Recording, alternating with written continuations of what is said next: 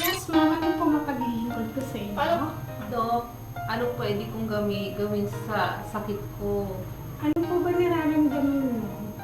Ang kati-kati ng buong katawan ko, lalo na ng mukha ko. Kailan po nag-umpisa yan? 2 weeks na, Dok. 2 weeks na. May mga nakain po ba kayo ng bawal sa inyo? Hindi ko siya matandaan. May nakain ba ako? 2 weeks na. Meron po ba kayong mga tinitake ng ibang gamot? Nag-take na po ako ng allergy. Para sa allergy, antihistamine, wala pa rin. Ito po, may pre-prescribe po ako sa inyo. Try nyo po itong trisulfatinidine, oral suspension, tapos po after 1 week, balik po kayo sa akin. Ay, ito po ang effect mo. Thank you po. Dapat